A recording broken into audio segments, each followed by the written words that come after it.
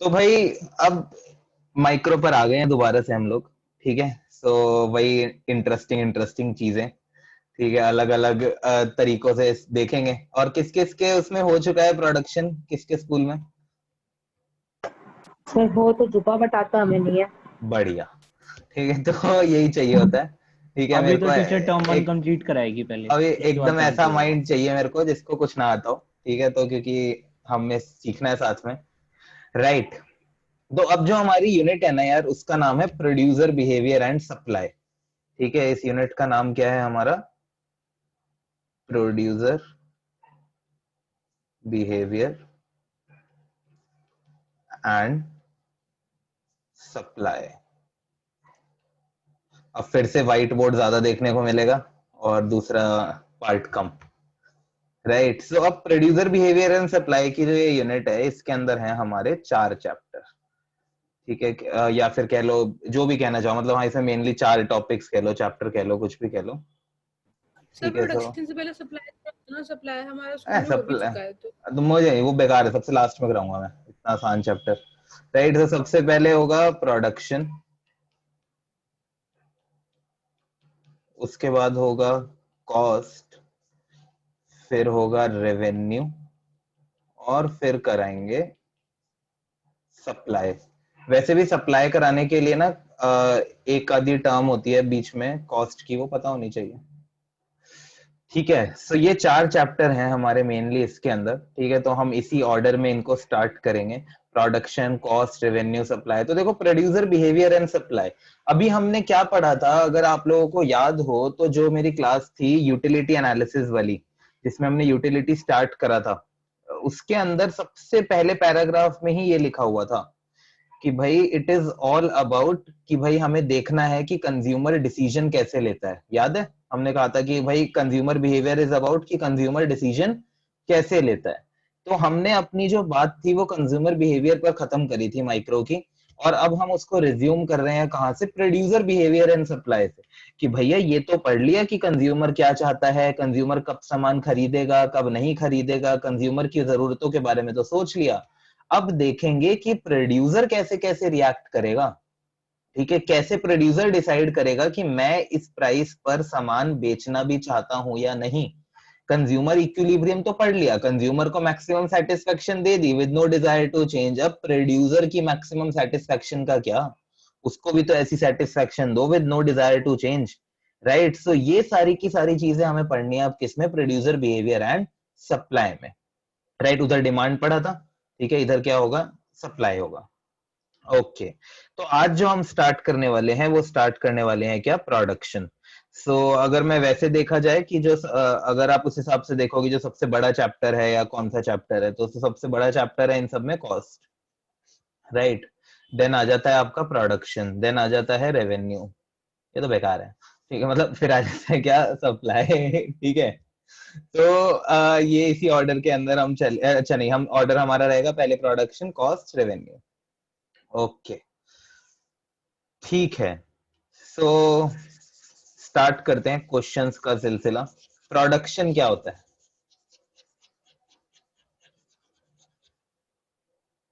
To produce.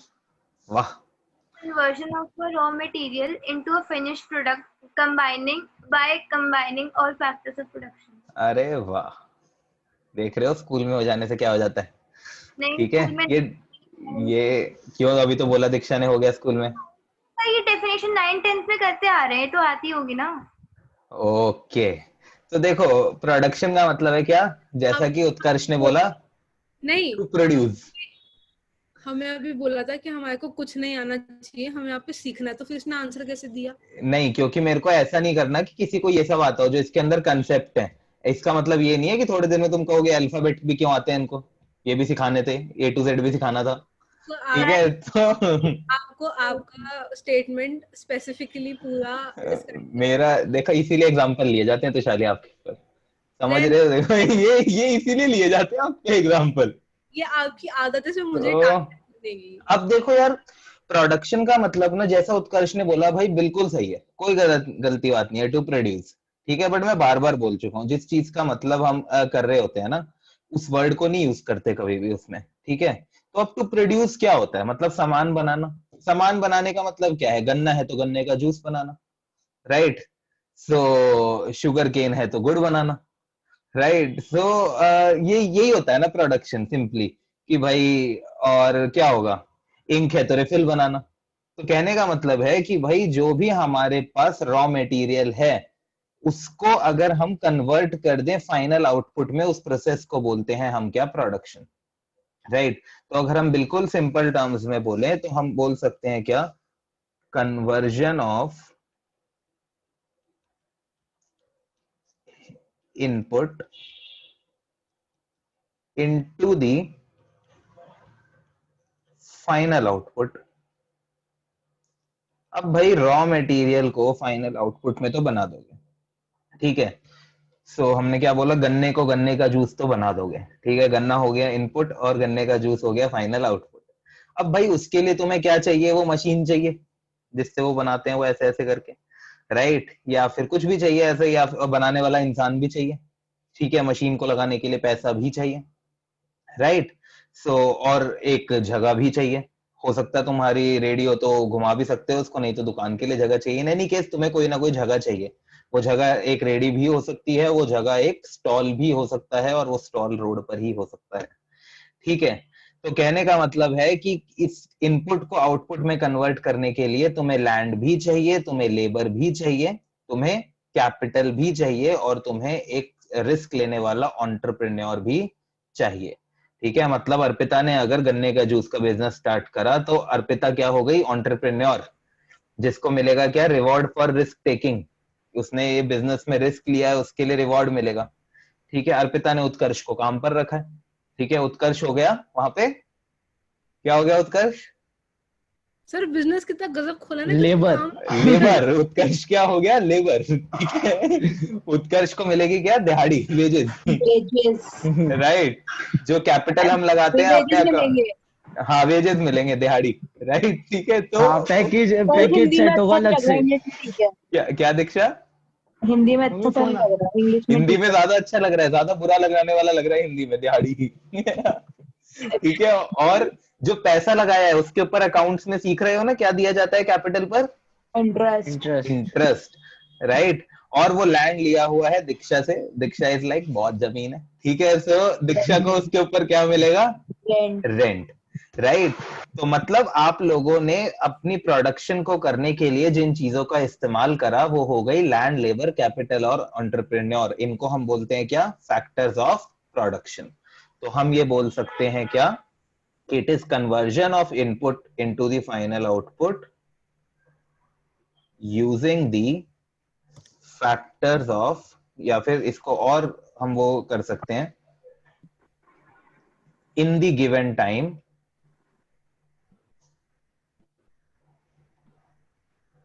using the factors of production.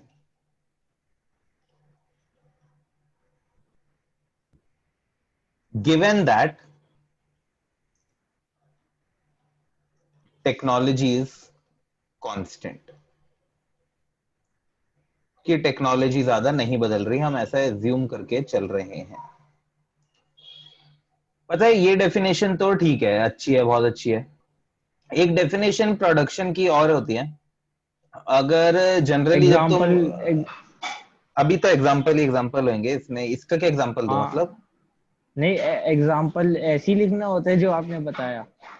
गन्ने और गन्ने, कुछ नहीं लिखना होता है ऐसे एग्जांपल, ठीक है। आएगा नहीं ऐसे एग्जांपल तुम्हें लिखने को, तो गन्ने का जूस तो बिल्कुल नहीं लिखना, राइट। नहीं, एक सच में बताता हूँ, 10th में हमने सोचा था, हम दोस्तों ने, क्या था, 10th में फेल हो गए ना, हाँ। एक लगाएंगे शॉप टर्की फास्ट फूड के नाम से। नहीं नहीं ऐसे कुछ नहीं। तो अब इस पे क्या कहते हैं, ठीक है। ये तो हो गया क्या, प्रोडक्शन। अब एक प्रोडक्शन की डेफिनेशन ना एक बड़ी अच्छी सी है, प्यारी सी है, मैंने एक बार पढ़ी थी कहीं पे, ठीक है, गूगल पर ही कहीं पे पढ़ी थी मैंने। सो यार अगर तुम ध्यान से देखो, मैं तुम लोगों को पढ़ा रहा हूँ, क्या ये प्रोडक्शन नहीं है, यस सर। है प्रोडक्शन, है ना। बिकॉज आज की डेट में प्रोडक्ट का सर, मतलब सिर्फ प्रोड्यूस गुड क्या हो रहा नहीं है? है। अगेन आगे ना फाइनल आउटपुट है, जो मैं अपनी नॉलेज है उसका इस्तेमाल कर रहा हूँ तुम लोगों को पढ़ाने के लिए, So final output is this teaching and the input is my knowledge, right? Doctor है, जो डॉक्टर तुम्हें सर्विस प्रोवाइड कर रहा है, क्या वो प्रोडक्शन नहीं है? वो प्रोडक्शन है, राइट? तो एग्जाम पॉइंट ऑफ व्यू से जो सामने आपके लिखा है वो ठीक है, ठीक है, बट अगर हमसे जनरली कोई प्रोडक्शन के बारे में बोलता है, ठीक है, तो लाइफ में एक चीज याद रखना, कॉलेज के अंदर कर कभी कोई पूछे what is production, so production is an act of creating utility. Production क्या है? Production is an act of creating utility. Utility का मतलब आप लोग जानते हो, सेटिस्फैक्शन, ठीक है ना? So production is any act that create satisfaction, ठीक है, कि भाई अगर चाहे कोई सर्विस प्रोवाइड कर रहा हो, चाहे कोई गुड बेच रहा हो, राइट? सो इस डेफिनेशन के लिए मेरे लिए स्कूल में तालियां बजी थी। मेरे को कोई रिकॉग्नाइज भी वैसे करता नहीं था, ठीक है, मैं एकदम अपना अलग ही अपनी दुनिया में रहता था, ठीक है। तो एक बार एक टीचर को कोई डेफिनेशन पसंद नहीं आ रही थी, पता नहीं कोई गेस्ट टीचर था या क्या था, मेरे को तो याद भी नहीं है कौन थे, पता नहीं कोई बूढ़े से थे, कोई वो सर, ठीक है। तो उनको किसी की डेफिनेशन पसंद नहीं आई, मैंने कहा चलो मेरे को एक चीज मैंने पढ़ी है कहीं पे, बोल लेते हैं। उन्होंने कॉन्फ्रेंस हॉल में तालियां बजवा दी। मेरे दोस्त ऐसे हो गए, यार ये रजत ने तो कमाल कर दिया आज। हमें हमें हमें गुस्सा आने लग गया, क्योंकि उसके बाद हम अपना आराम से अलग से बैठे हुए थे, सर ने मुझे आगे आके बिठा दिया। कॉन्फ्रेंस हॉल में मजा आता था, लास्ट में बैठ के मजे करते थे, कोई पढ़ाई से मतलब ही नहीं। तो मेरे को बेफालतू में आगे बिठा दिया, मैं बोर होता रहा पूरी क्लास में। सो और हाँ, उसके बाद भी मेरे को ये डेफिनेशन मैंने तभी कहते हैं आंसर नहीं करना चाहिए क्लास में बैठ के। मैं तो मजे के लिए कर दिया था, मैंने कहा मैं अभी तो हम सब हंसेंगे, मुझे लगा था सब हंसेंगे, ये ऐसी कोई डेफिनेशन बोलूंगा ना, it is an act of creating utility. सोचो कॉन्फ्रेंस हॉल में एक बच्चा खड़े होकर बोल रहा है production is an act of creating utility, but sir को मजा आ गया था, राइट। सो बट ये कि हाँ this is the nice definition, बाद में रियलाइज हुआ कि हाँ नहीं सही है, अच्छी चीज है ये, तो आप लोगों को भी पता होनी चाहिए। अब आ जाता है बात फैक्टर्स ऑफ प्रोडक्शन की, राइट। जब हम बात करते हैं गाइस फैक्टर्स ऑफ प्रोडक्शन की, हमारे पास दो फैक्टर्स ऑफ प्रोडक्शन होते हैं।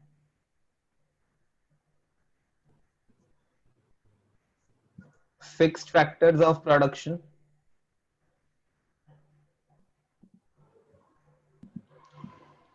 बहुत ही इंटरेस्टिंग चैप्टर्स हैं ये सारे इसके अंदर, और माइक्रो के पहले वाले भी आपने देखा होगा, बुरे नहीं थे, ठीक है। सो ये काफी रियलिस्टिक से हैं जो एक्चुअली में हो रहे हैं। और दूसरे आ जाते हैं variable factors of production, variable factors of production.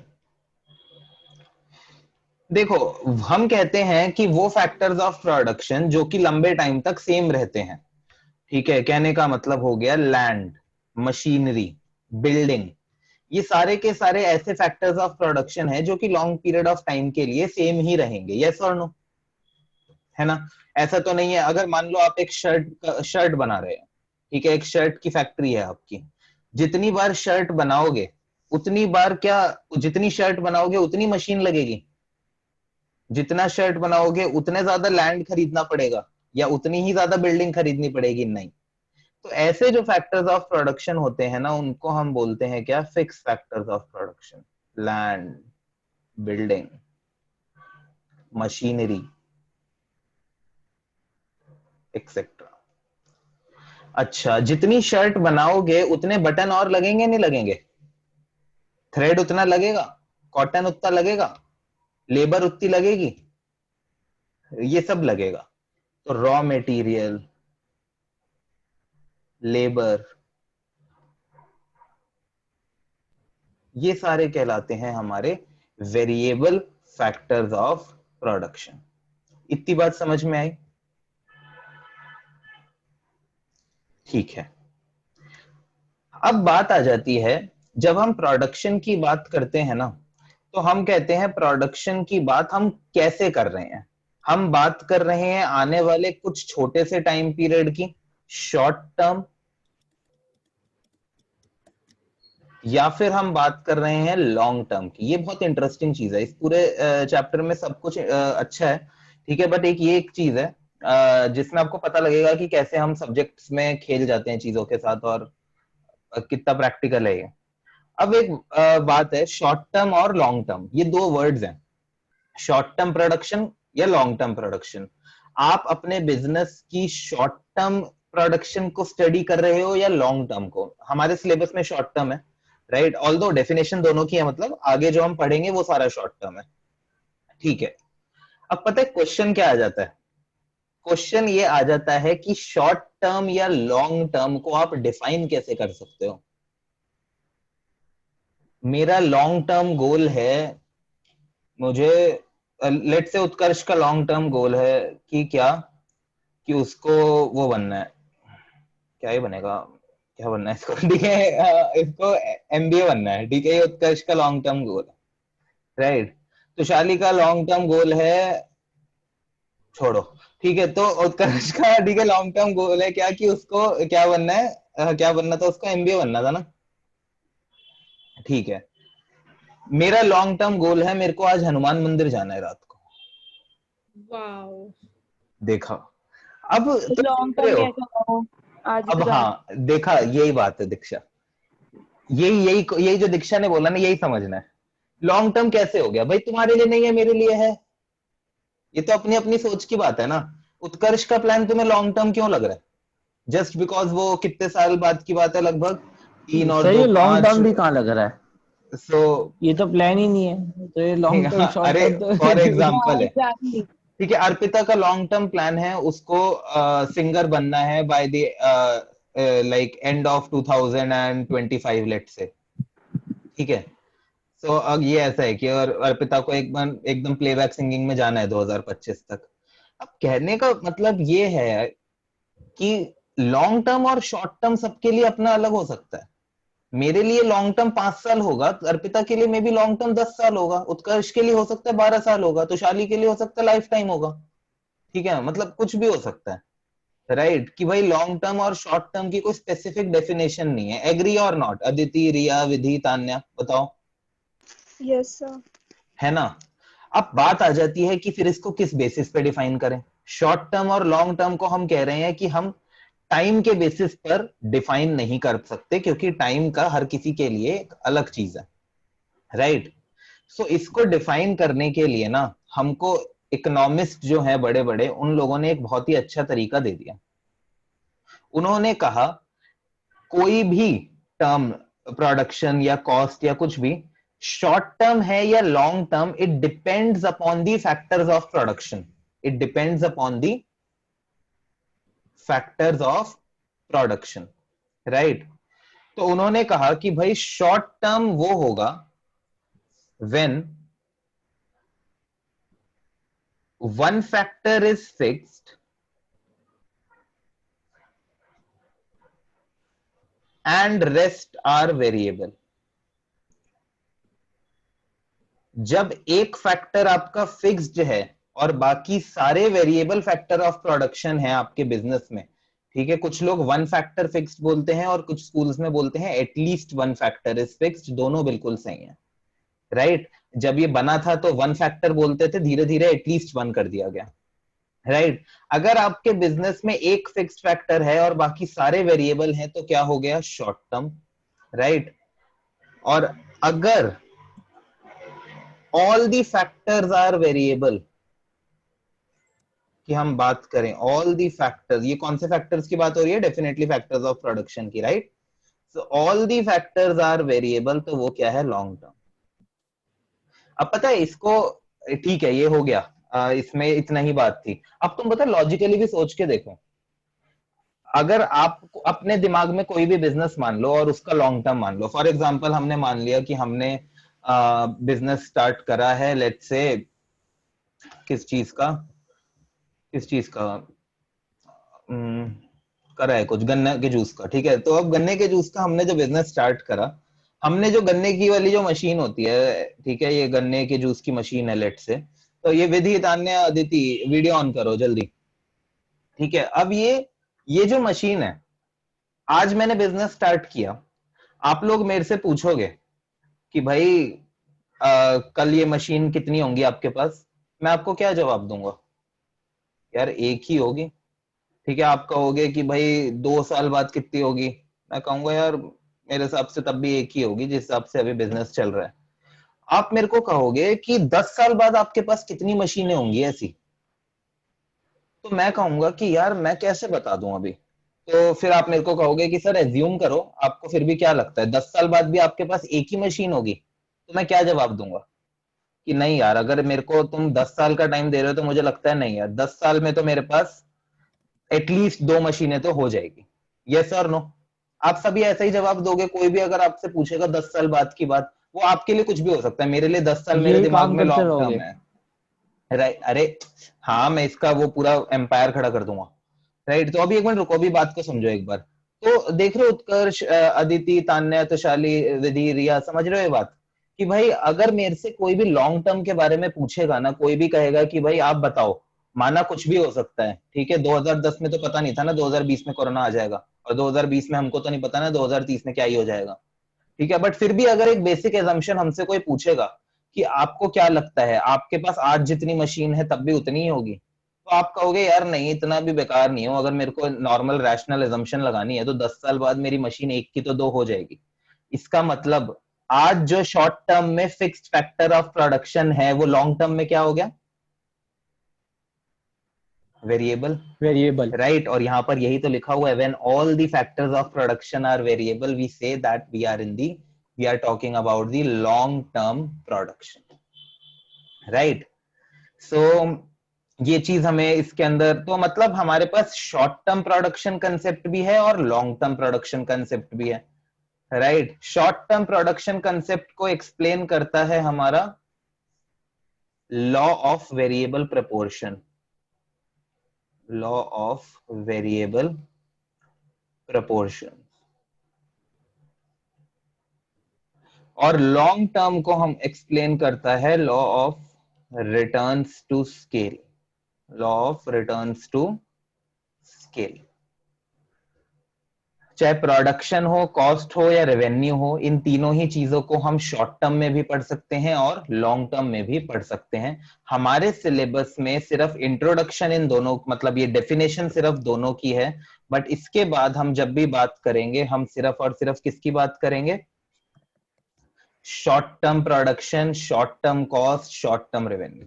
तो मैं बोलूं या ना बोलूं, हम इसके बाद अब जो भी बात करने वाले हैं हम सिर्फ और सिर्फ किस में जाके करने वाले हैं? शॉर्ट टर्म में, जहां पर हमारे पास एक फैक्टर ऑफ प्रोडक्शन क्या होगा? फिक्स, और एक फैक्टर ऑफ प्रोडक्शन हम मान लेंगे वेरिएबल, मतलब हम एक से ज्यादा भी मानते तो वेरिएबल ही है। तो कहने का मतलब है हम सारी बात कौन से कंसेप्ट में करेंगे? शॉर्ट टर्म के अंदर। इतनी बात समझ में आई अच्छे से? सर अगर अब किसी का लॉन्ग शॉर्ट टर्म ही किसी के लॉन्ग टर्म के बराबर हुआ फिर? वो वही बात है ना, वो शॉर्ट टर्म और लॉन्ग टर्म जो है वो सारा उसके फैक्टर ऑफ प्रोडक्शन से डिफाइन होगा। उसके पास फैक्टर ऑफ प्रोडक्शन क्या है कि भाई एक फैक्टर फिक्स्ड है, अगर एक भी फैक्टर उसके पास फिक्स्ड प्रोडक्शन का है ना, तो इसका मतलब वो शॉर्ट टर्म की बात कर रहा है, वो जो ग्राफ बना रहा है वो शॉर्ट टर्म के बना रहा है। इसी कंफ्यूजन को दूर करने के लिए शॉर्ट टर्म और लॉन्ग टर्म को इन्होंने टाइम से जोड़ा ही नहीं, इन्होंने कहा वो हर किसी के लिए अलग हो सकता है। It depends upon the factors of production कि whether they are all fixed, all variable, ठीक है, और नॉट। राइट, इवन एक और भी होता है वेरी शॉर्ट टर्म। राइट, अब एक बार अब कर ही रहे हैं तो इसको भी लिख लेते हैं, बाय चांस कहीं किसी के स्कूल में करा दे तो। एक होता है क्या? Very short term.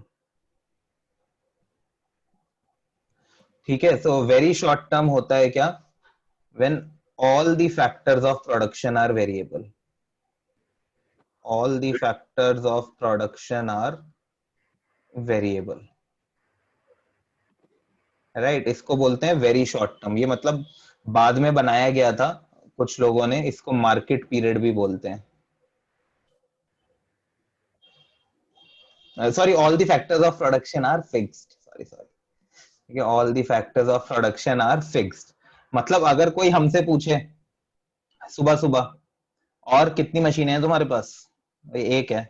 और रात को कितनी होंगी? भाई एक ही होगी। ठीक है, कितने लोग काम कर रहे हैं तुम्हारे पास? 2 लोग काम कर रहे हैं। और रात तक कितने कर रहे होंगे? भाई उतने ही कर रहे होंगे जितने अभी कर रहे हैं।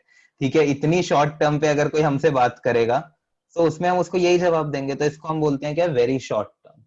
राइट, तो ये कोई कराए किसी के स्कूल में तो ठीक है, नहीं तो क्या बना दिया है मैंने, बट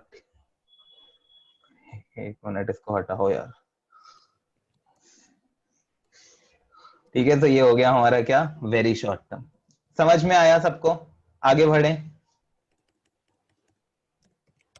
आगे बढ़े। उत्कर्ष, तान्या, रिया, विधि, अदिति ने तो ऐसे ऐसे कर दिया। Yes, sir. ठीक है, दीक्षा, तुषाली, चलो आगे बढ़ते हैं। एक सेकंड सर, स्क्रीनशॉट ले लेंगे। अरे वो मैं भेज दूंगा ना, ठीक है। मैं भेज दूंगा स्क्रीन। ओके, सो चलो इतना देखते हैं पहले, इतने वाले पार्ट को।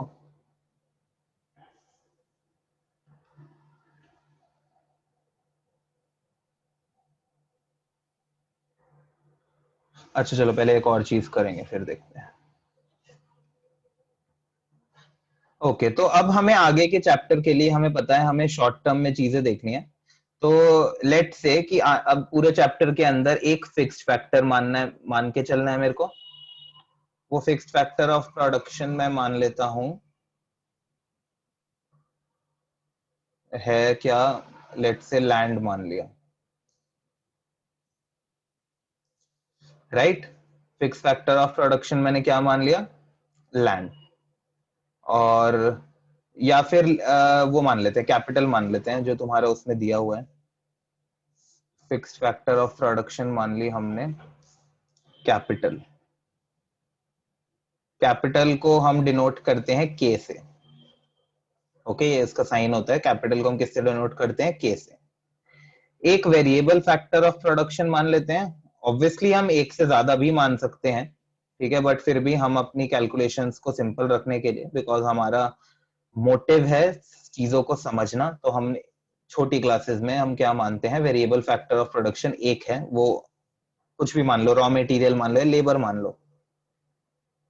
लेबर को हम डिनोट करते हैं किससे, एल से। ओके, जो हमारा कैपिटल एल, सब कैपिटल में है, राइट। आउटपुट जो है उसको हम बोलते हैं क्या, क्यू मान लेते हैं एक बार के लिए। अब मुझे बताओ, में तो कैश भी आता है। किसमें, कैपिटल में? हाँ, कैपिटल मतलब बिजनेस में तुमने जो भी लगाया, मशीनरी लगाई, बिल्डिंग लगाई, लैंड लगाया, जो भी तुमने बिजनेस में लगाया उसको हमने मान लिया क्या, fix factor of production. Cash in hand तो फिक्स नहीं है ना, कैश इन हैंड, बट जब भी तुम बिजनेस के अंदर पैसा लगाते हो, इनिशियल जो तुम भी कैश लगाते हो, वो तो सब कैपिटल में माना जाता है ना। उसको तुम कभी भी कैश में नहीं दिखाते ना। जो इनिशियली तुमने सारा बिजनेस में एसेट्स लगाए, तुम ये कह सकते हो this capital means all the assets. ये कह लो this capital is all the fixed assets, ठीक है। ओके, अच्छा अब मेरे को बताओ कि जो भी तुम आउटपुट बनाओगे वो डिपेंड करेगा कि इस कैपिटल और लेबर कितनी है तुम्हारे पास, यस और नो। जो भी तुम आउटपुट बनाते हो वो किस पे डिपेंड करेगा, Yes. कैपिटल पर और लेबर पर। तो अगर मेरे को इसको याद है, फंक्शन हम बनाते थे, y is the function of x, y की हर वैल्यू x पर डिपेंड करती है, राइट। क्या मैं यहां पर बोल सकता हूं सारा का सारा आउटपुट डिपेंड करता है किस पे, कैपिटल पर और लेबर पर, यस और no. All the output is the function of capital and labour, ठीक है। हम कितना आउटपुट बनाएंगे, कितना आउटपुट बनेगा, इट डिपेंड्स कि हमारे पास कितनी लेबर है और कितनी कैपिटल है, यस और नो। ठीक है, तो क्या मैं इसको बोल सकता हूं, it is the functional relationship between capital and labour, capital and labour. It is the functional relationship between capital and labor.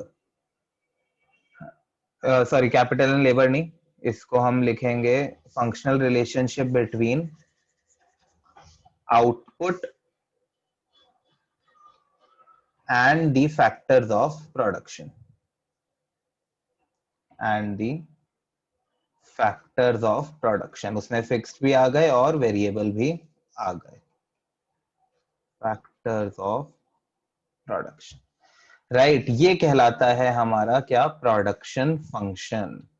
ये कहलाता है हमारा क्या, production function. So production function is, ये देख रहे हो सारे फंक्शन का यही होता है। डिमांड फंक्शन में क्या था, functional relationship between demand and factors affecting demand, right? So मतलब it is कोई भी function हो, it is the functional relationship between LHS and RHS, right? तो ये क्या हो गया? Functional relationship between output which is LHS and the factors of production which is the RHS. Okay.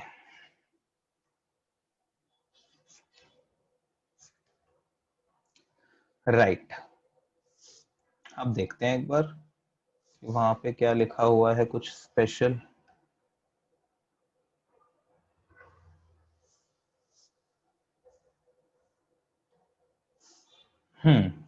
सबसे पहले वही लिख रहा है प्रोडक्शन फंक्शन में, functional relationship between physical input and the output, right? उसको फैक्टर्स ऑफ प्रोडक्शन लिख दिया।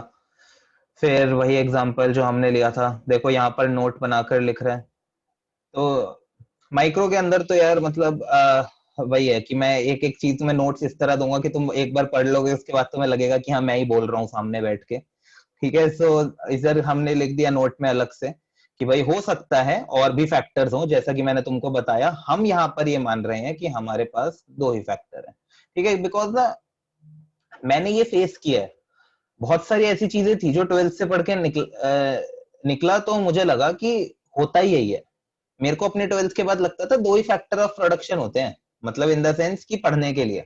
बाद में पता लगा नहीं, ये तो मैं अभी छोटा बच्चा था इसलिए मेरे को, हमारा तो 12th में था ना माइक्रो, फिर मुझे पता लगा अच्छा अभी मैं छोटा बच्चा था इस वजह से 2 बताए गए थे, हो ज्यादा भी सकते हैं।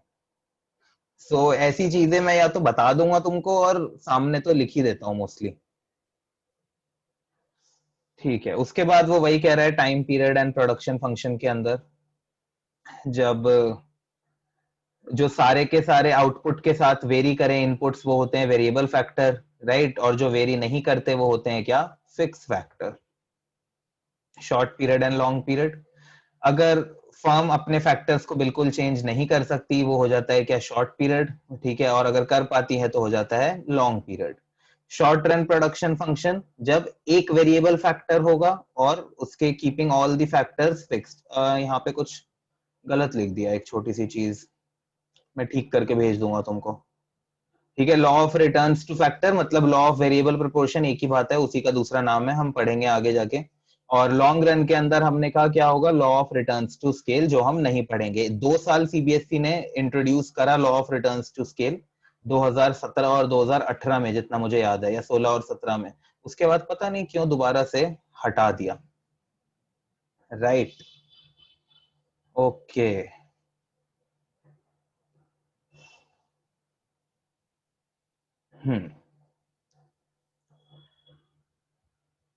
अब आ जाते हैं अगले कंसेप्ट पे। सिंपल है, 3 टर्म्स हैं, उनके मतलब जानने हैं हमको। सबसे पहला आ जाता है हमारा टर्म टोटल प्रोडक्ट। टोटल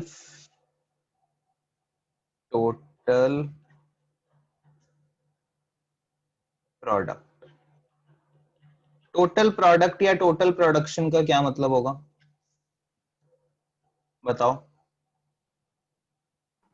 जो एंड रिजल्ट होगा।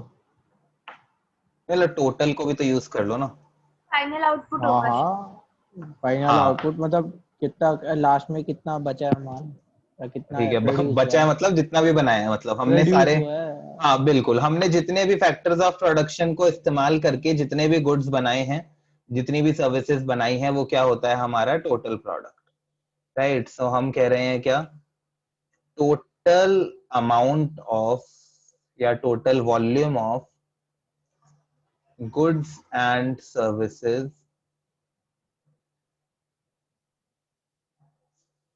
produced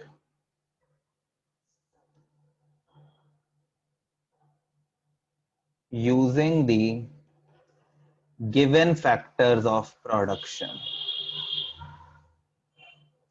Factors of production, ठीक है।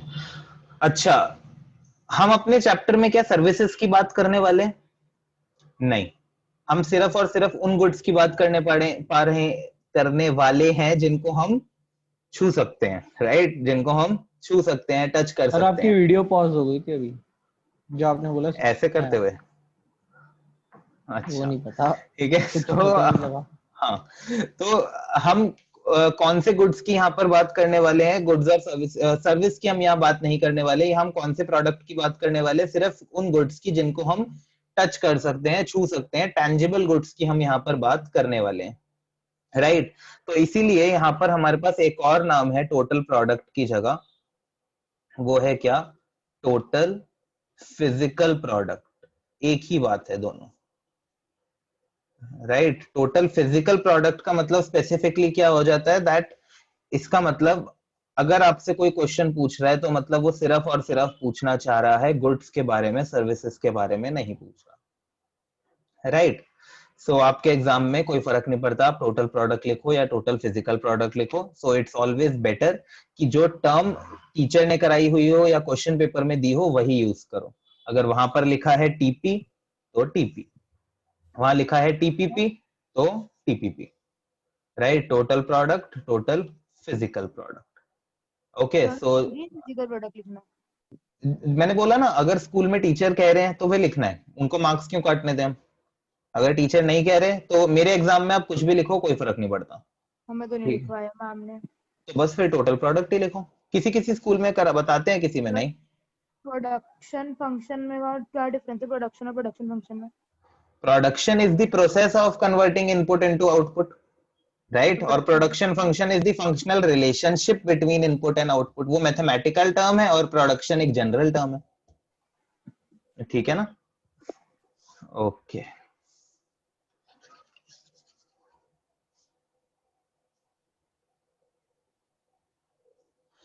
ओके, ये तो हो गया टोटल प्रोडक्ट।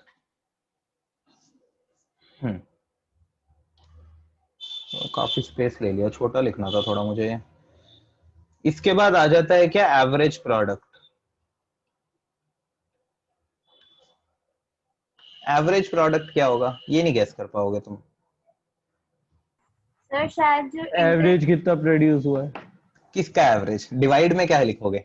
Sir, न्यूमरेटर तो total पता है product सबको। divided by variable factors. ये हुई ना बात। तान्या एकदम देख रहे, साइलेंट प्ले निकल के आ रही है एकदम, ठीक है। सो हाँ, देखो एवरेज के अंदर तुम सबको पता है कि जिस भी चीज का एवरेज पूछा जाता है न्यूमरेटर में तो वही आती है, राइट। एवरेज मार्क्स मतलब ऊपर क्या आ जाएंगे? Total marks. एवरेज चॉकलेट्स मतलब ऊपर क्या आ जाएगा? टोटल नंबर ऑफ चॉकलेट्स, ठीक है। डिवाइडेड बाय क्या होता है? जिसमें तुम्हें बांटना है, ठीक है। Total number of chocolates divided by number of persons. Total marks divided by number of subjects. तो यहाँ पर एवरेज प्रोडक्ट में भी तुम्हें पता है ऊपर तो आएगा टोटल आउटपुट या टोटल प्रोडक्ट डिवाइडेड बाय क्या होगा, ठीक है। तो तुम ध्यान से देखो, एक नॉर्मल सी चीज, मैं एक शेड्यूल बाद में भी बनाऊंगा ही, अभी एक बार बना लेते हैं। फिक्स्ड फैक्टर, फिक्स्ड की जगह मैं सिर्फ लैंड लिख रहा हूँ, आप समझ जाओगे। लैंड, लेबर, टोटल प्रोडक्ट, यहाँ निकालेंगे एवरेज प्रोडक्ट। लैंड है 1 यूनिट हमारे पास, लेबर है 0 यूनिट, टोटल प्रोडक्ट भी लेट से है 0। लैंड है 1, लेबर है 1, टोटल प्रोडक्ट 2। लैंड है 1, लेबर है 2, टोटल प्रोडक्ट है 6। फिक्स्ड फैक्टर ऑफ प्रोडक्शन तो हमारा हमेशा सेम ही रहने वाला है ना, हम तो शॉर्ट टर्म की बात कर रहे हैं। लैंड हमेशा सेम ही रहेगा, यस और नो? Yes, change sir. क्या होगा? लेबर। टोटल पहले एक बंदा 2 यूनिट बना रहे थे तो एवरेजली हर कोई कितनी यूनिट बना रहा था? 2 यूनिट। फिर 2 लोग 6 यूनिट बना रहे हैं तो एवरेजली हर बंदा कितना बना रहा है? 3 यूनिट। इसका मतलब जब हम एवरेज प्रोडक्ट की बात करते हैं तो we are talking about the output produced by per unit of variable input या वेरिएबल फैक्टर। वेरिएबल इनपुट हमारा जो भी है उसका एक यूनिट कितना आउटपुट बनाता है? वेरिएबल इनपुट लिखा है क्यों? ये वेरिएबल इनपुट एक्चुअली में रॉ मटेरियल भी हो सकता है, लेबर भी हो सकता है, वो तो हमारे एग्जांपल में हमने लेबर लिया है। तो अगर हम इसका फॉर्मूला बनाएं तो हम ये लिख सकते हैं average product is equals to total product divided by L, ठीक है, और वहां हम कह सकते हैं where L is units of labour, या फिर इसको कह लो units of variable factor. Sir जरूरी तो नहीं कि हमेशा लैंड ही फिक्स रहे। हाँ, कुछ भी हो सकता है, लेबर तो फिक्स नहीं होगी, देखो इन एनी केस लेबर तो फिक्स नहीं हो सकती। ठीक है, लैंड की जगह आप मशीनरी लिख सकते हो, बिल्डिंग लिख सकते हो, वो आपकी मर्जी, आप कुछ भी लिखो। ये तो मैं अभी अपने मतलब एग्जांपल्स में आपको बोला था कि मैं इसको लैंड और इसको लेबर लूंगा, आप चाहो तो बिल्डिंग और रॉ मटेरियल ले लो, आपकी मर्जी है, कुछ भी ले सकते हो। ठीक है, ओके, ओके सर। ठीक है। तो ये तो हमने बात करी किसकी, एवरेज प्रोडक्ट की। ओके भाई, बहुत अच्छी बात है, कर ली बात। तो अदिति, रिया, विधि, समझ आ रहा है? ओके, फिर आ जाते हैं मार्जिनल प्रोडक्ट पर। अब तान्या को छोड़ के बाकी कोई बताओ, मार्जिनल प्रोडक्ट का क्या मतलब होगा? डिफरेंस ऑफ टोटल प्रोडक्ट और एंड एवरेज प्रोडक्ट। क्या टीपी माइनस एपी। मार्जिनल का मतलब क्या, मार्जिनल यूटिलिटी क्या होता है बताओ? TU minus. अरे ओ, फॉर्मूला नहीं, मतलब बताओ। जो यूटिलिटी हम एक सक्सेसिव यूनिट कंज्यूम करने से मिलती है। तुशाली बताएगी, तुशाली को पता है मार्जिनल यूटिलिटी क्या होता है। तो मार्जिनल यूटिलिटी जो लाइक नेक्स्ट प्रोडक्ट यूज करने पे हमारे को जो सक्सेसिव प्रोडक्ट यूज करने पे जो यूटिलिटी वो मिलती है, एक वर्ड नहीं बोल रहा कोई भी, उत्कर्ष। एडिशनल। एग्जैक्टली, अदिति बताएगी बोलने अब का बाकी। मौका भी नहीं दिया, मुझे ये पता था। मैं तभी टोक दिया था ना पहले जब तुम बोलने लगे थे। अदिति बताओ।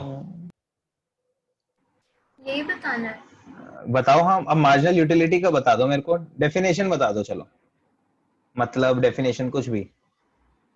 Utility derived from consumption of an additional unit। हाँ, एडिशन, राइट। ठीक है, तो कहने का मार्जिनल यूटिलिटी की एग्जैक्ट डेफिनेशन याद होनी चाहिए अब तक वैसे, addition in the total utility. Kind of change in वो होगा ना, लाइक एडिशन होता था, मार्जिनल का मतलब था एडिशन, मार्जिनल यूटिलिटी का मतलब होता था addition in the total utility. तो मार्जिनल प्रोडक्ट क्या हो जाएगा, addition in the output. Total output. ठीक है, यूटिलिटी कब बढ़ती थी, जब एक और यूनिट, बाय हाँ अब एक, कंज्यूमिंग एन एडिशनल यूनिट। हाँ, यूटिलिटी कब बढ़ती थी, जब कंज्यूमर एक और यूनिट कंज्यूम करता था। ठीक है रिया, राइट। और यहां पर टोटल आउटपुट कब बढ़ेगा, जब लेबर बढ़ेगा, लैंड तो उतना ही रहने वाला है। ठीक है, तो मैं बोल सकता हूं addition in the total output by employing an additional unit of, आगे बताओ क्या लिखूंगा? Variable factor. Variable factor, labour मत लिख के आना, ठीक है, लेबर एग्जाम्पल है। ठीक है, so an additional unit of variable factor of production या फिर वेरिएबल इनपुट।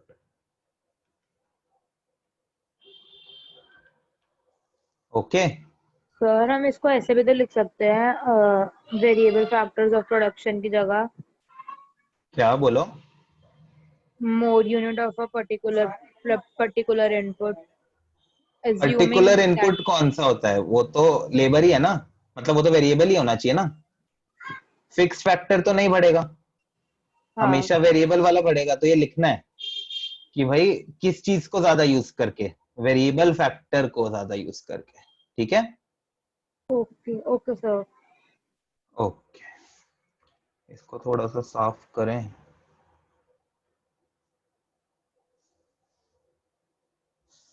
राइट, अब इसके अंदर ही इसको थोड़ा सा और बढ़ा देते हैं। लेट्स से दिस इज 1 3 12, ये क्या हो गया 4।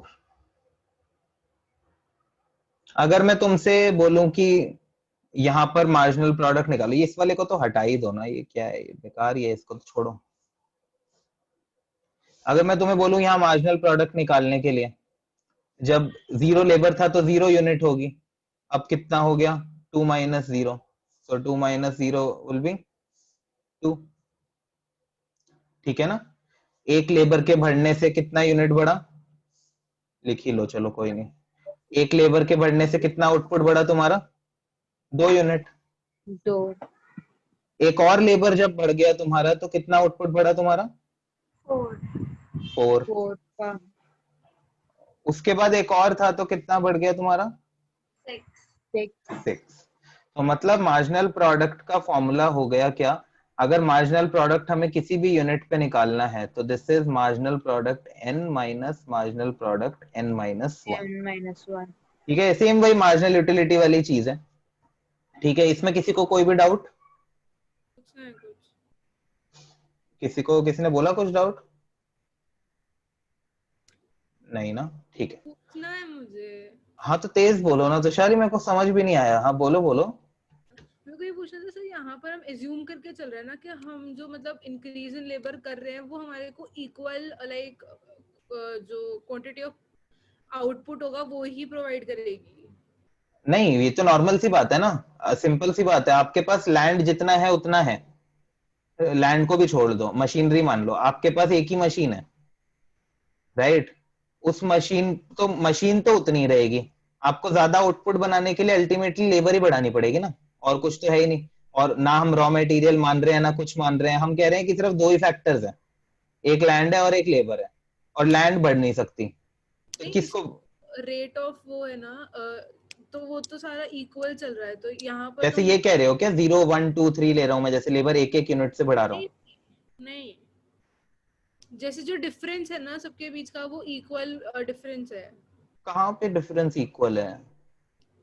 0 से 2 के बीच में 2 का है, 2 से 6 के बीच में 4 का है, 6 से 12 के बीच में 6 का है। वो एमपी कह रही है। हाँ अरे तो एमपी का डिफरेंस वो आ रहा है सेम, उससे क्या ये, इससे क्या करना है तुमको? वो कुछ भी आए, वो बाद में चेंज हो जाएगा, राइट? सो वो हम वही पूरा रिलेशनशिप भी करेंगे, ये तो कोइंसिडेंस वाली बात है, राइट?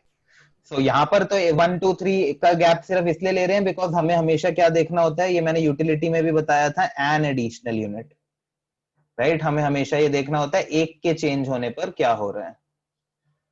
ठीक है, अच्छा इसी तरह एक और फॉर्मूला भी बना सकते हैं हम, अगर किसी को याद हो तो, मार्जिनल यूटिलिटी में जैसे बनाया था हमने। हाँ सर मुझे पता है। अच्छा, एक मैंने यहाँ पे गलत लिख दिया, कोई बताता भी नहीं है तुम में से, यहाँ मैंने टीपी की जगह ये लिख दिया, और नहीं किसी का ध्यान हो तो बताए ना। हाँ तान्या बताओ। सर डेल्टा टीपी अपॉन में डेल्टा एन, ठीक है, यहाँ पे मतलब एन डेल्टा मतलब एल हो जाएगा। फैक्टर्स। हाँ, यहाँ पर एल का मतलब है क्या? Variable factors of production, units of variable factor, units of variable factor. ये कब यूज होगा? ऑल्दो कभी यूज होता है नहीं, बट मैं यहाँ पे तुम्हें दिखा देता हूँ ये कब यूज होगा।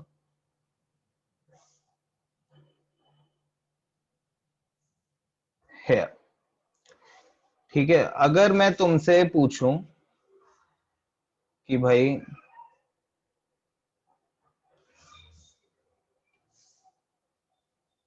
यहां पर मार्जिनल प्रोडक्ट कितना होगा, तो कैसे निकालोगे? रिया बताएगी। रिया, यहाँ पे मार्जिनल प्रोडक्ट कैसे निकलेगा?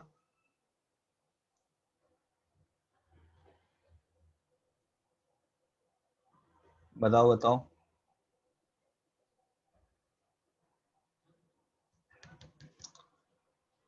उत्कर्ष बताओ। 6 होगा, इतना तो पता है, लेकिन कैसे ही नहीं पता। 6 भी नहीं होगा, वो भी गलत है। सर 5 होगा ना? 5 होगा। सुनो, मार्जिनल सर वो प्रोडक्ट का रिया मतलब है क्या कि, तो हाँ विधि बोलो। दादी जी वो टीपी का डिफरेंस ले लेंगे ना, 12 माइनस 2 बिल्कुल, अपॉन 3 माइनस 1। मार्जिनल प्रोडक्ट का मतलब क्या होता है रिया, कि भाई टोटल प्रोडक्ट में कितना चेंज आया, पहली बात, कितना चेंज आया टोटल प्रोडक्ट में। 10 आगे आगे डेफिनेशन क्या कहती है? By employing an additional unit of variable factor. यहां पर कितनी यूनिट्स का चेंज आ रहा है?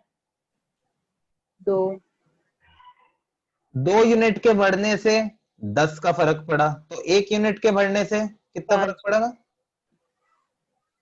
5। मैंने है 2 को 12 से कर दिया था। सर बट हाँ ये डेफिनेशन के अकॉर्डिंग तो बना ही नहीं ना। सही तो हुआ डेफिनेशन के अकॉर्डिंग। डेफिनेशन कह रही है टोटल आउटपुट में जो चेंज आया, ठीक है, एक फैक्टर से बढ़ने से, लेबर मान लेते हैं यहाँ पे, एक बंदे को काम पर बढ़ाने से टोटल आउटपुट में कितना चेंज आ रहा है। हम कह रहे हैं 2 को बढ़ाने से 10 का आ रहा है, 2 को बढ़ाने से 10 का आ रहा है, तो 1 को बढ़ाने से कितना आया होगा अप्रोक्सीमेटली। 5। हो गया ना डेफिनेशन के अकॉर्डिंग। ठीक है, सबको समझ में आया। तो यहां पर आपने क्या करा एक्चुअली में, 10 डिवाइडेड बाय 2। 10 क्या है आपका चेंज इन टोटल प्रोडक्ट और 2 क्या है चेंज इन लेबर, राइट, जो फॉर्मूला हमने नीचे किया। इतनी बात समझ में आई अच्छे से सबको? ठीक है, 15 मिनट और मिल सकते हैं आप लोगों के? तो 6:30 बजे नहीं सर, 10 मिनट 20 मिनट 10 मिनट नहीं, नहीं अच्छा चलो ठीक है, जीएसटी का 10। पेपर है। अच्छा ठीक है, चलो 10 मिनट लेता हूँ सिर्फ, 10 भी नहीं लगेंगे फिर शायद से। अब डिफरेंस क्या है 10 और 15 में? 5, यही वाला जो एमपी का आंसर आया हमारा पूरे एक मार्जिनल प्रोडक्ट का डिफरेंस है। सर वो 15 मिनट ही हो जाते हैं 10 मिनट कहने के लिए। एक बस एक अब वो करना है, अपना छोटा सा स्केड्यूल है, ठीक है, एक बस 1 मिनट इसको रीड करो। सर इसके नोट्स नहीं बनाए आपने? ये तो रहे सामने तुम्हारे, भेज तो दिए ग्रुप पे तुम्हें। हाँ, मुझे ऐसा लगा कि बुक के, आरोप मेरे ऊपर मुझे लगा कि बुक के। माइक्रो में पढ़ो, ठीक है। वैसे जो हमारा टॉपिक है वो जो हम मतलब अगली क्लास में करेंगे वो होगा relationship between total product, average product and marginal product, ठीक है। अभी हम एक स्केड्यूल कर रहे हैं जिसको मैं चाहूंगा कि आप घर पर पढ़ो अच्छे से। एक मैं ले रहा हूं क्या लैंड, ये मैं ले रहा हूं क्या लेबर, फिर मैं ले रहा हूं क्या टोटल प्रोडक्ट,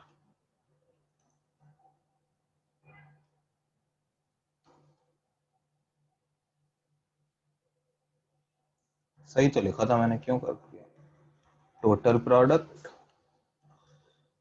फिर मैं ले रहा हूं क्या एवरेज प्रोडक्ट, और एक मैं क्या निकालूंगा, मार्जिनल प्रोडक्ट। अरे वाह, ये आ जाएगा क्या मार्जिनल प्रोडक्ट। लैंड मेरा क्या है फिक्स्ड फैक्टर, 1। हाँ वो 1 ले लो, कुछ भी ले लो आपकी मर्जी है, 1 लेना है 2 लेना है, 1 ही लूंगा मैं। इजी हो जाएगी कैलकुलेशन। कैलकुलेशन आती कहाँ है, फिक्स फैक्टर तो आता ही नहीं ना कहीं कैलकुलेशन में। स्टिल वो देखने में अच्छा लगता है। देखने में अच्छा लगता है, ये मैं ही मानता हूँ, मैं भी इसलिए वही ले लूंगा, राइट। और लेबर है हमारा क्या वेरिएबल फैक्टर। Variable factor। 6 बजे के बाद कुछ अच्छा नहीं लगता। टोटल प्रोडक्ट किस में आएगा, यूनिट्स में आएगा, उत्कर्ष को Average। इग्नोर करा हमने, एवरेज प्रोडक्ट भी यूनिट्स में और मार्जिनल प्रोडक्ट भी यूनिट्स में, ठीक है, ओके। लैंड है हमारा क्या 1 1 1 1 1, ये देख लेंगे ये कितना तक जाना था, मेरे को एक्चुअली ये मैं कंफ्यूज हो जाता हूँ। लेबर है हमारा मेनली क्या 2 6 12 16 18 18 14, एक और था यार लास्ट 18 4 8। अब ये जो स्केड्यूल है ना, अब ये बताऊंगा कि यही स्केड्यूल आप लोगों को भी क्यों याद करना है, ठीक है। अच्छा इसमें एक चीज गलती कर दी, सॉरी मैंने, लेबर तो हमारा एक एक से बढ़ेगा, ये सब टोटल प्रोडक्ट है, 2 6 12 16 18 18 14 8, ये होगा 1 to 9 तक होगा ये शायद। लेबर हमारी पहले थी 1 या फिर हाँ ठीक है, फिर थी क्या 2 3 4 5। ये क्या जो नोट्स में दे रखा है वो वाली टेबल बनवा रहे हो क्या? नोट्स वाली नहीं बना रहा मैं एक्चुअली, नोट्स वाली ये वाली ज्यादा अच्छी है। नोट्स के अंदर भी एक बाद में है सेम टेबल, रिलेशन बिटवीन वो वाली, हाँ टोटल प्रोड्यूस, ये मार्जिन वाली जो प्रोड्यूस। मैं टेबल अभी बना रहा हूँ ना सामने, ये और ज्यादा अच्छी है, राइट। बट इसके अंदर ना मेरे को एक चीज छोटी सी गलती लग रही है, मैं एक मिनट कंफर्म कर लेता हूँ। क्योंकि उस टेबल में देख रहे हो जो सामने तुम्हारे बनी हुई है, उसमें कितने सारे वो हैं अपना डेसिमल्स। तो ये वाली जो टेबल मैं बना रहा हूँ ना अभी, इसके अंदर तुम्हें डेसिमल्स जो हैं वो बहुत कम मिलेंगे। 5, 6, 7, 8, हाँ ये सही है, नाइस। ओके सो हाँ, तो ये हमारी बन गई क्या एक टेबल। अब यहाँ पर मेरे को कैलकुलेट करवाओ। सबसे पहले एवरेज प्रोडक्ट, जल्दी जल्दी बताते रहो साथ साथ, और वीडियो ऑन कर लो अर्पिता, तान्या, रिया, राइट। सबसे पहले कितना होगा एवरेज प्रोडक्ट? 2 divide by 1। 2। अरे वाह, कितनी जल्दी आंसर दिया ना सबने। वो भी बात चीयर्स कर रहा है, आवाज आ रही तुम्हें? नहीं, ठीक है। 6 डिवाइड बाय 2 3, 12 डिवाइड बाय 3 4। तो शाली आंसर दे सकते हो 4। 4 18 डिवाइड बाय 5 3.6 3.6। फिर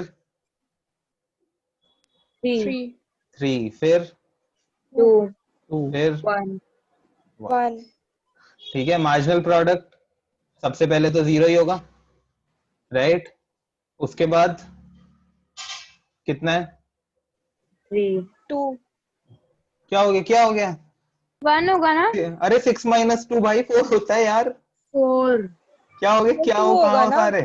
4 4 4 2 एडिशन इन द टोटल।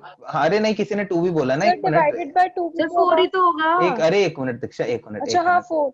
एक मिनट दीक्षा। हाँ, तान्य समझ आ गया, ठीक है। Change in total output divided by change in input. Okay, Diksha ने तो डरा सा दिया एक बार। 12 - 6 6 होगा।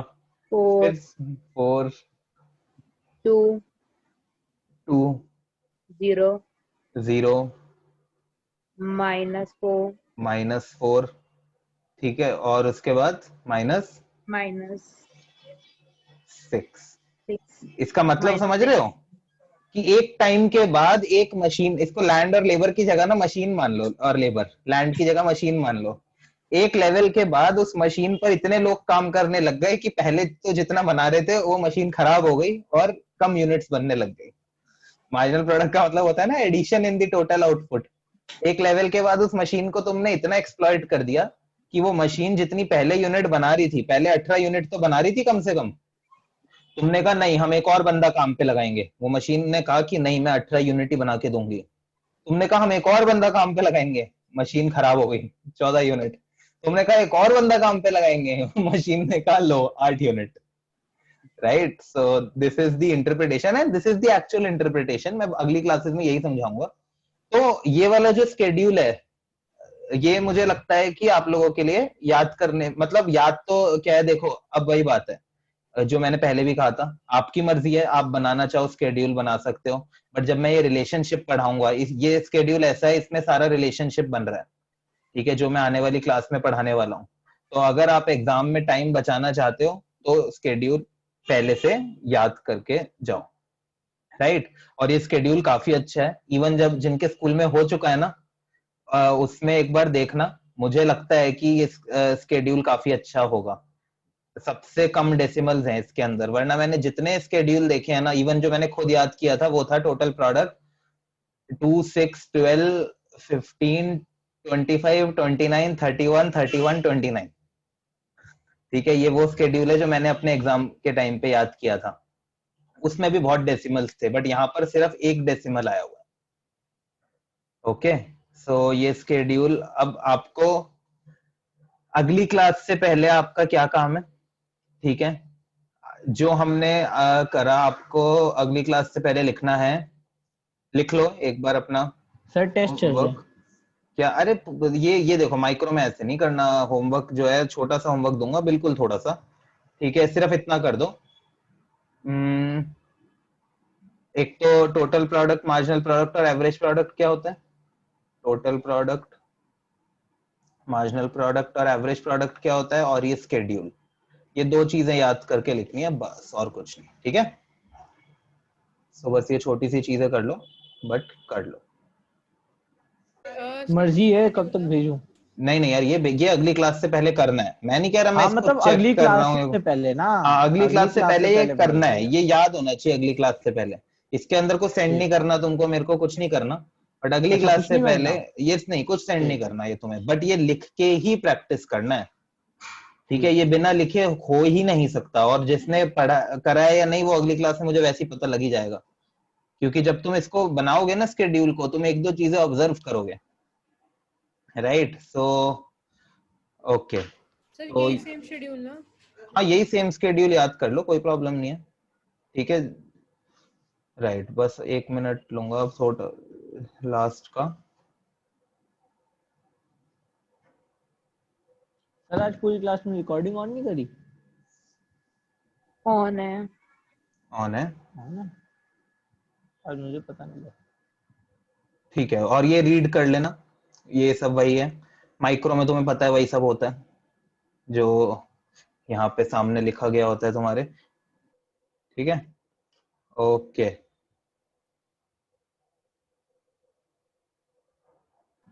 Bye sir. Okay, bye bye, take care, bye Diksha, bye Tushali, Utkarsh, Tanya, Vidhi, Aditi, bye. Riya. Thank okay, you. Bye bye.